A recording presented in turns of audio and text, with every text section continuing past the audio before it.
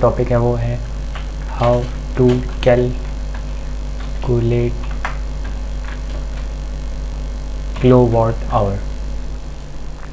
तो हम kilowatt hour, और इसको बेसिकली हम यूनिट्स भी कहते हैं, इसको हम आज कैलकुलेट करने की कोशिश करेंगे। फॉर एग्जांपल के तौर पे हम क्या करेंगे, एक रूम को कंसीडर कर लेंगे, इस एग्जांपल को लेकर चलेंगे ताकि हमें किलोवाट आवर जो है इजीली समझ में आ जाए। फॉर एग्जांपल एक फ़ैन है रूम में, दो फ़ैन कंसीडर कर लेते हैं जिनका एक जो है वो है तकरीबन 80 वाट्स का ना, तो ये आपके बन जाएंगे 160 वाट, ठीक है। और एक और चीज़ ले लेते हैं, एक बल्ब ले लेते हैं। एक रूम में कितने बल्ब हैं, फॉर एग्जांपल 4 बल्ब हैं जो 24 वाट का एक है, तो ये आपके बन जाएंगे 96 वाट्स, ये वाट्स हो जाएंगे बेसिकली, ठीक है। अब आपने इनको नेक्स्ट स्टेप ये होगा, इसको आपने करना है वाट आवर्स में।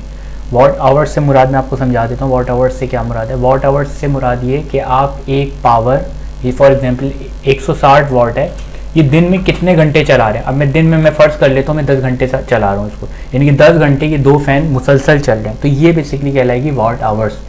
जब वाट को आप एनर्जी टाइम के साथ मल्टीप्लाई कर देते हैं तो ये वाट आवर्स एनर्जी यानी कि वाट आवर्स बन जाती है। तो इसको जब आप करेंगे तो ये आपके बन जाएंगे तकरीबन 1600। अब ये हो गए वाट आवर्स। इसी तरीके से इसको भी आप बल्ब भी आप लगा लें, तकरीबन अप्रॉक्सीमेट ये 10 घंटे ही चल रहे हैं, ठीक है, 10 घंटे चल रहे हैं, तो ये आपके बन जाएंगे 9600 वाट आवर्स। तो आपने फर्स्ट स्टेप में क्या किया, पावर ली, उसको सेकंड स्टेप में क्या किया, टाइम से मल्टीप्लाई किया, तो आपके पास आ गया वाट आवर्स। आपने थर्ड काम ये करना है, इसको डिवाइड कर देना है 1000 से। जब आप डिवाइड करेंगे 1000 से तो ये आ जाएगा 1.6 किलो वाट आवर्स। ये वाला क्या हो जाएगा, इसको भी आपने सिंपली ही करना है, डिवाइड करना है 1000 से, तो ये आपके पास आ जाएगा 0.96 किलो वाट आवर्स। अब आप इनको क्या करेंगे, ये आपने किलो वाट आवर्स निकाल लिए, अब इनको ज़रा टोटल कर लेते हैं। टोटल जब आप करेंगे तो ये 1.6 प्लस 0.96, तो ये आपका अप्रोक्सीमेट कितना बन जाएगा, ये आपका बन जाएगा 2.56 किलो वाट आवर्स। अब ये 2.6 किलो वाट आवर्स आपके आए हैं पर डे, यानी कि एक दिन में आप 2.56 किलो वाट आवर, या और क्या कह सकते हैं आप इनको, यूनिट्स, ये यूनिट्स आप कंज्यूम कर रहे हैं पर डे।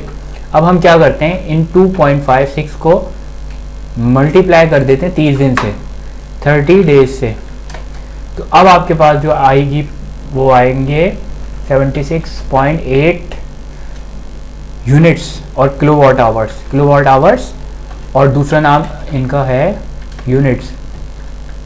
तो ये आपने पर 30 डेज या पर मंथ कर लेते हैं इसको, पर मंथ, ठीक है।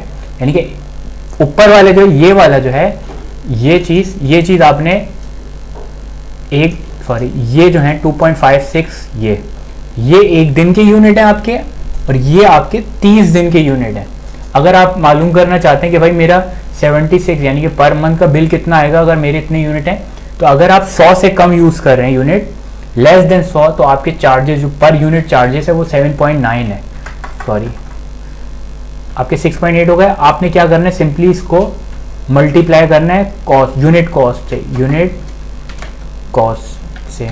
तो अगर आप 100 से कम यूज़ कर रहे हैं यूनिट, तो आपके जो प्राइस हैं, यूनिट के प्राइस जो हैं वो है 7.9, ठीक है,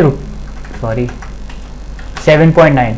अब जब आप इसको मल्टीप्लाई करेंगे 5.79 को 76.8 से, तो आपके पास जो बिल आ जाएगा वो आ जाएगा 4.6 रुपीज़ पर मंथ।